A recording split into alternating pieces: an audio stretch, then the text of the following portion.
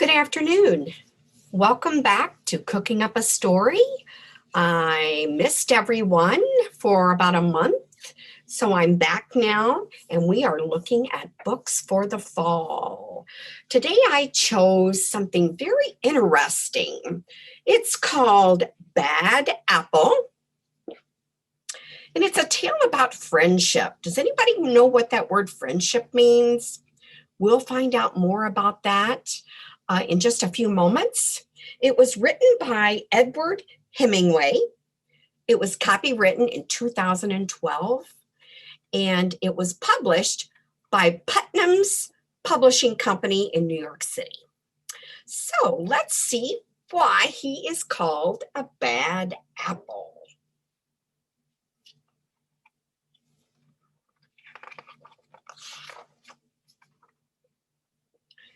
Mac was a good apple, nice and red and juicy.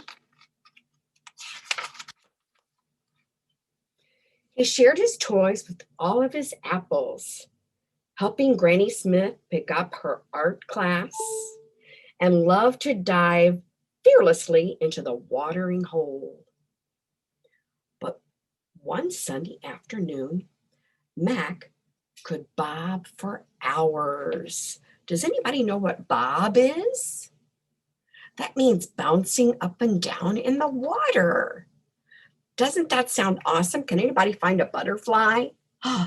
Yep, way up there at the top.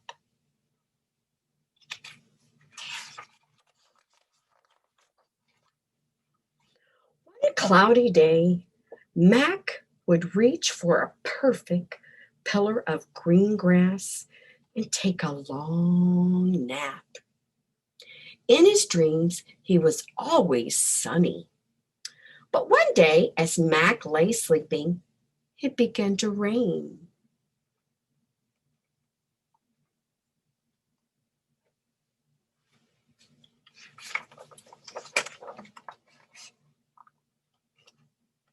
Soon, all of the little critters in the earth around him poked their heads out to look for higher ground. Some of them found safety under the large toadstool. Others creeped onto the stones and pebbles. But one small worm had another idea. A worm.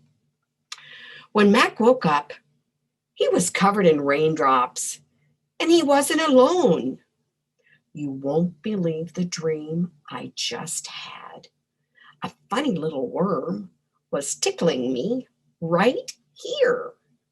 Could you find out where he got tickled? Yep, look at it right above the leaf. He's pointing to it. Do you guys like to be tickled? And now I can't seem to get him out of his head. It was you. And that's how Mac met Will. Will showed Mac how to fly a kite, how to fly it all by himself, and play in the dirt. He loved making a mess. Do we like to make messes, but then we have to clean them up, don't we?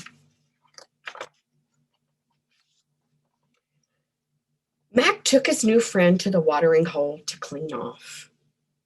He couldn't remember a better day. He has a friend now.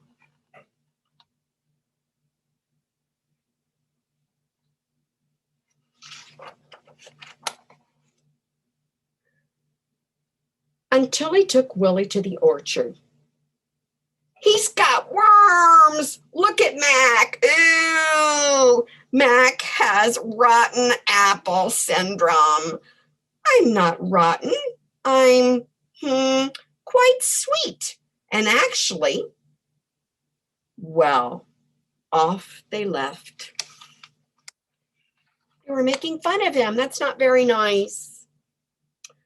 Will cheered Mac up by reading aloud from some of his favorite novels. He was a bit of a bookworm. Mac liked the adventure stories best. He also liked it when Will finished his sentences for him. The most exciting part is when the pirates da da da da find treasures in the dirt. But the next day it happened again. Ha ha ha ha! It's a bad apple. Ugh, worm. Oh my goodness. They're not being very friendly, are they?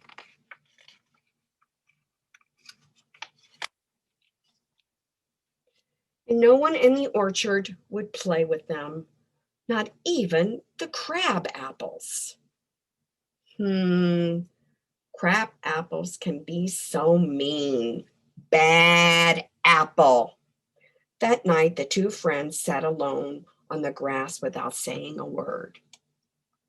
In the morning, Will was nowhere to be found. You are a good apple, he carved in the dirt. Uh-oh, where did the worm go? Oh no. Mac went back to play with his orchard friends, diving fearlessly into the watering hole and painting in Granny Smith's class. But nothing was the same. Who did he miss? He missed his friend, Willie. There was a hole in Mac that couldn't be filled. Not a big hole, just a teeny tiny little one. You know, a small hole just big enough to fit. To fit what? And nobody finished his sentence. Oh, he looks so sad.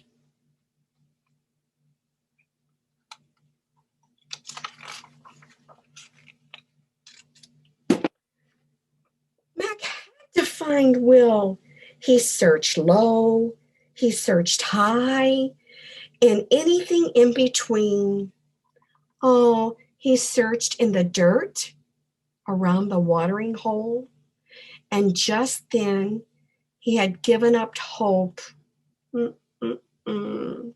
Poor Mac. He gave up hope finding his little friend.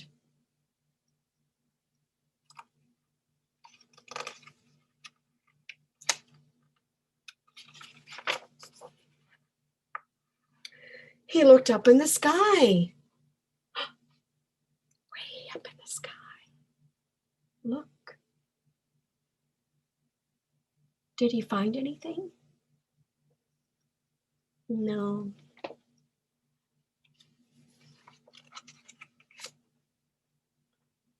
Oh, wow. Look what he found. He found a kite, and he found someone very special. See him right there? His little friend reading a book on the hill. Mac knew he'd rather be a bad apple with Will than a sad apple without him. I was hoping I could. Help me turn these pages. How did we know? Because we will always be a good apple in my book.